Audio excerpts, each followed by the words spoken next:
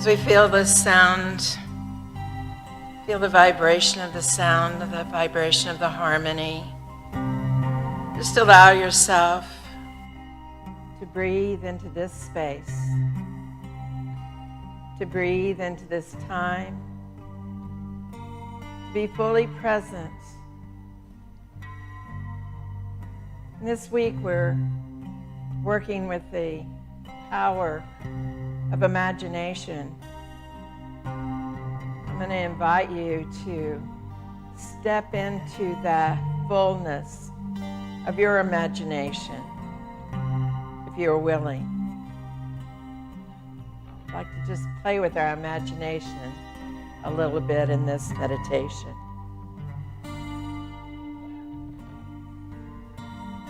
So as we breathe and remember this time and space, we may also think of a person that's been difficult or a situation that's been difficult. And just be aware of it, but let it go. And then see before you a tree, a beautiful tree that has a great tree house in it. you make that decision to go up into the tree. Very easy to get into the treehouse. And as you allow yourself into the treehouse, you feel an embrace. You feel embraced by the branches, a curtain of green leaves.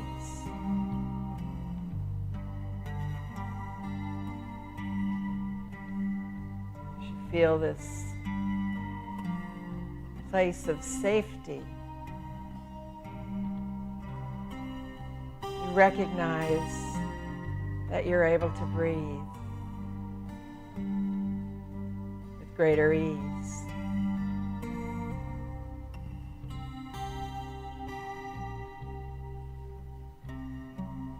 You find that at this higher level, there's a shift in your consciousness.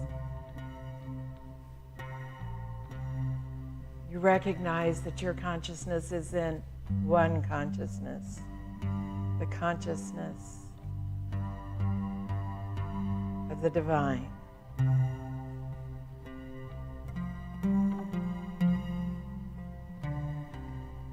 Being above everyday life, you suddenly see answers to questions that you've had, answers to situations that have been yours. Suddenly you feel divine ideas moving in you, through you.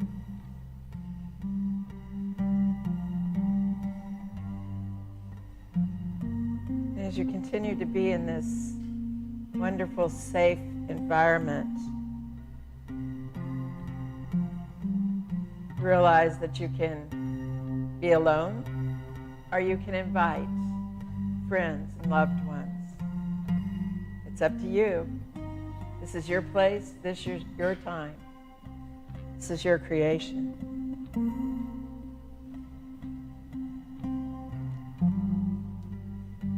From this vantage point of divine one mind,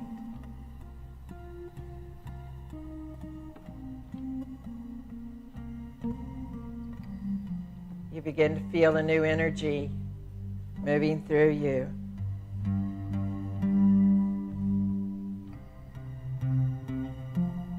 You let that energy be.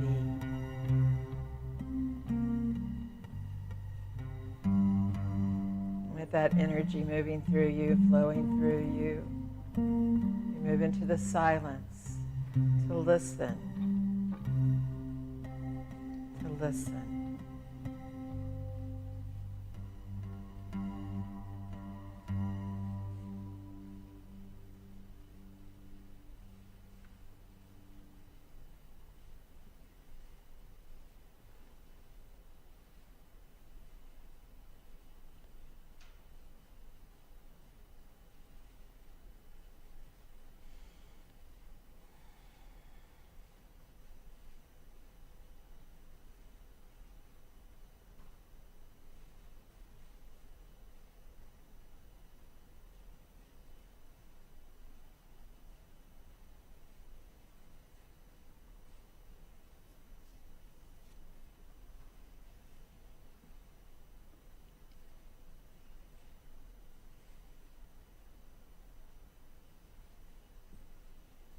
This holy space in this holy time.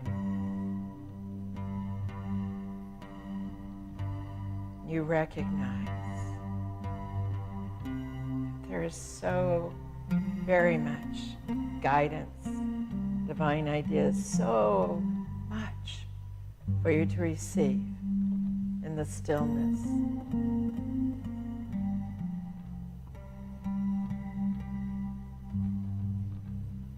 And so you choose to descend from the tree, to enter the world again. Now you are clearer. You are energized. You feel inspired with new ideas.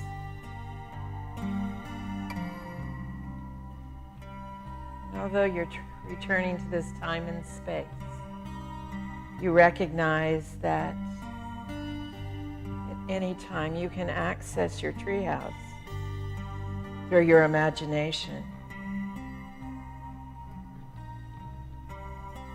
With a deep breath, the moment of knowing, you can recreate a sense of peace. You can recreate a place of connection.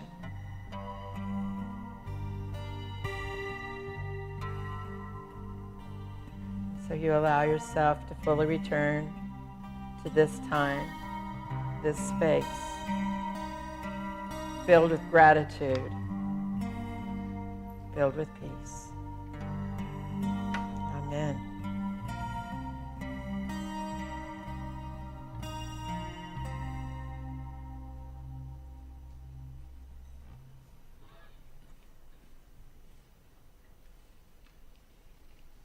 Good morning. Good morning again. It's wonderful to see all of you. I hope your imagination was able to fully engage in the meditation. If not, know that there is nothing wrong with you. Still okay. I do want to talk about the power of imagination because it is such an important key in our lives.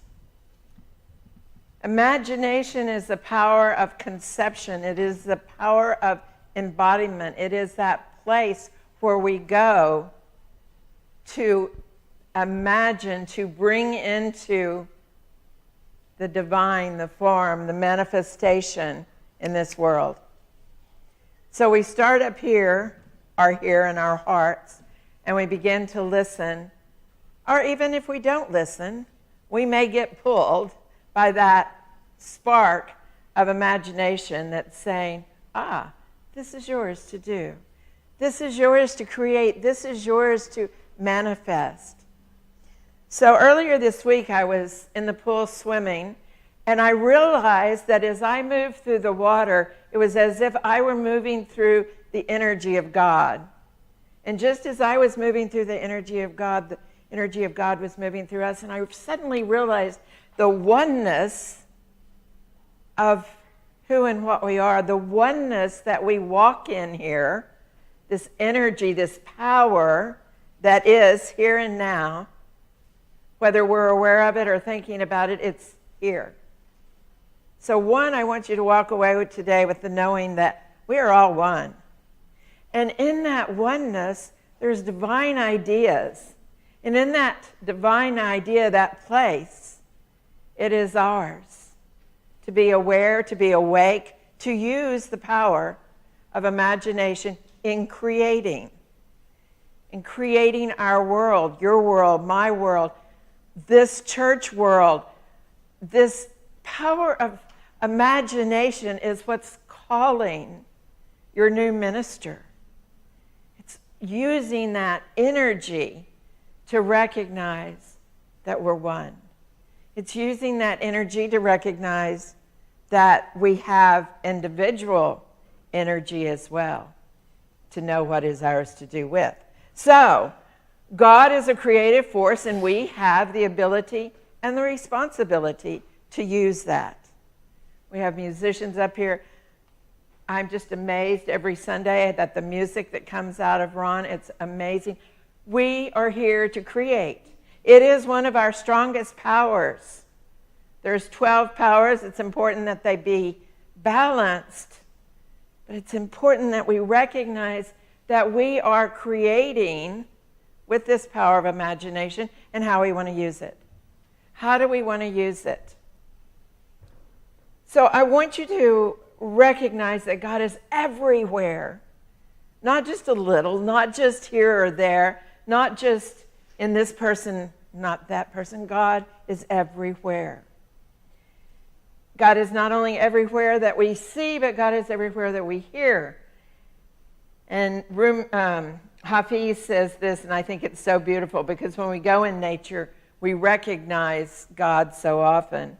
And he says that the voice of the river that has emptied into the ocean, oh, how it laughs and sings. Oh, how it laughs and sings. We have rivers, we have streams around that we can see and recognize that it is nature. And it is creation. In the beginning, God created. In the beginning, God had an image, a thought, an idea, just as we have thoughts, images, and ideas.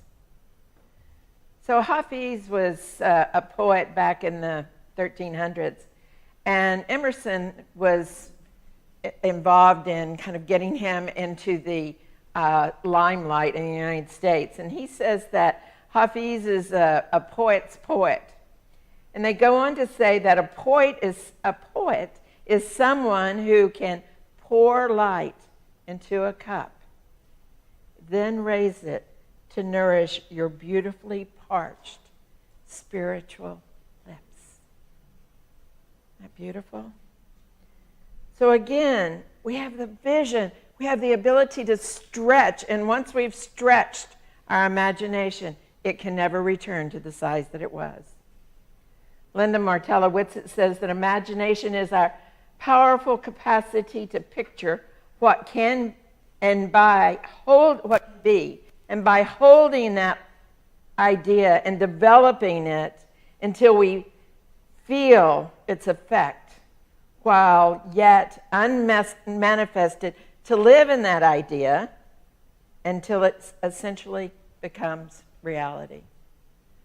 So we live in the unknown, the unmanifested, living in it fully until it becomes manifested.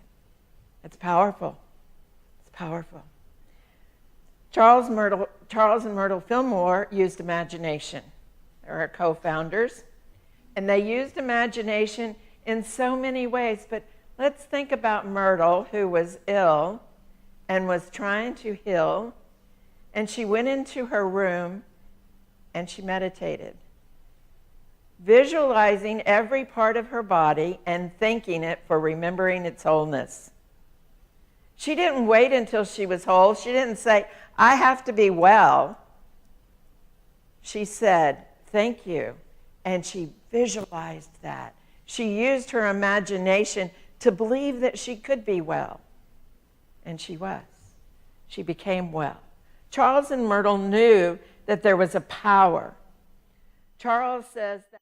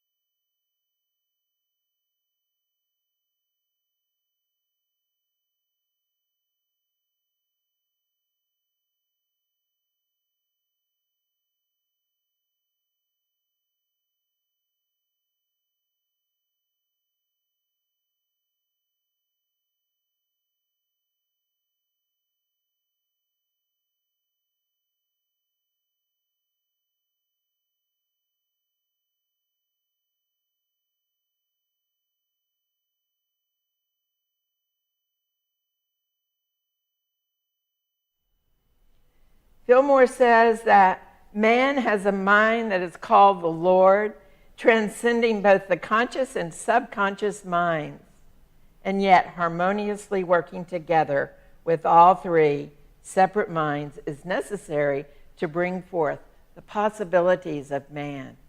So we have a possibility to bring all kinds of things into our lives. Oliver Wendell Holmes says that one's mind, once stretched into a new idea, will never regain its original dimensions. So we are stretched. Einstein says imagination is more important than knowledge, for while knowledge defines all we currently know and understand,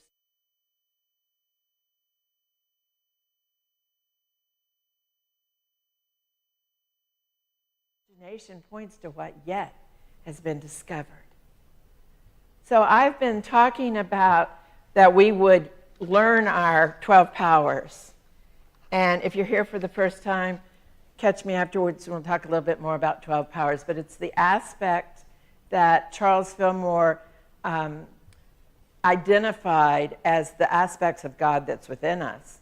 And so can we learn those? Can we use them? Can we put them in that toolbox and call them out when we need them? Yes, we can.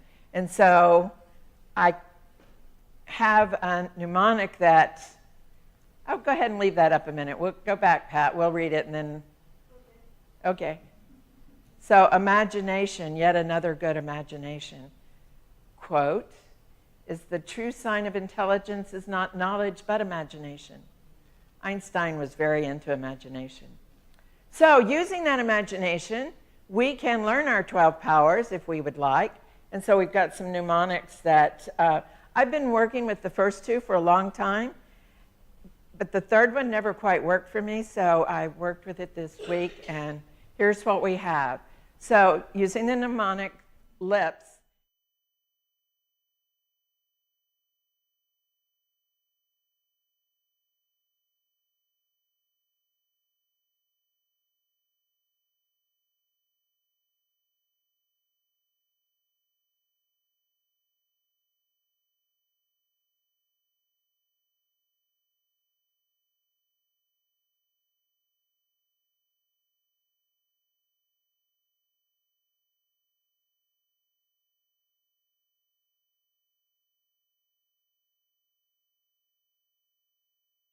U-Z-E, will, understanding, zeal, release, or elimination. So again, something for your toolbox. That's all we're going to spend on them. I'm not going to talk about it anymore. We're going to move on. There's a lot of research, brain research being done these days. The importance of reading fiction. Because as we read fiction, it creates within our brain a lot more activity of imagination. So if you've been wanting to read some fiction and you've been thinking, I need to read that spiritual stuff because that's what's really good for me, recognize that even our fiction is good for our brain and helps us create even more energy around our imagination. So, imagination. I'm going to ask you to think about this situation. Some of you may have heard of this situation. If so, just kind of keep it quiet for a few minutes. So you're living back in the 1500s, and you're a monk, and there is an army that is about to come through your village. And you have this beautiful piece of art. It is a 9-foot gold Buddha. It's beautiful. It's lovely. And the Burmese army is about to come in, and you want to protect this. Now think. You can't pick it up because it weighs way too much. What are you going to do? Use your imagination for a minute and think about what you would do, because you want to protect this. This is a holy piece. And so, in 1956, a long time after this happened, they needed to move a mud Buddha from one place to another. And so they did all that they needed to do to move this securely and keep it intact. But just as they started to move it, it started to rain. They protected it. They covered it. There was one place the rain started to leak through. One of the elderly monks got up in the middle of the night to go see how the Buddha was doing. And he went out with his torch, flashlight, and he looked in, and there was a bright light shining. And he couldn't quite understand. So he ran back in, and he woke up all of his fellow monks, and they went back out, and they began to chip away at the mud. And under the mud was this beautiful gold icon, using their imagination. And what happened, and the reason it stayed that way for so long, is because indeed the army came in and killed every one of the monks.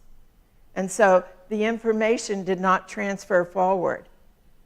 And it was years later before other monks came to live and find this, and they just always thought it was dirt, that it was just this nice, beautiful mud piece. We never know what we can imagine and how it will affect us and how it will affect the world. And we never know when we look at something on the outside what it might be on the inside. Yes? We never quite know. And so, Pat, imagination is the beginning of creation. You imagine what you desire, you will what you imagine, and at last you create what you want. From George Bernard Shaw. And continue forward, please. We're going to have to get some ease in this somehow, some kind of movement that we can.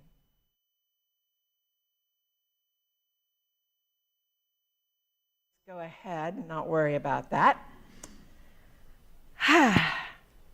So put this in your toolbox, that you have the power of imagination and it makes us infinite. You have the power of imagination. I have the power of imagination. We can create what we wish to create here at Unity of New Braunfels. We can make this a place where you come and are fed spiritually so deeply. So, wings of imagination. When I was a child, I had a dream to fly like a superhero and eat ice cream. The latter came true, but the former did not. Somewhere deep in my mind, it did not, but every now and then, I look to the sky on wings of imagination. I often do fly. As Einstein said, imagination will take you places. Of all knowledge and theories, it forms the basis. So imagine flying to the planets, the moon, the stars, to the distant galaxies and worlds afar. Peace and blessings raining from above. Imagine me, you, and the whole world in love. Imagine it, for indeed, without imagination, we don't have wings. With our imagination, we can fly as high as we wish. God bless you.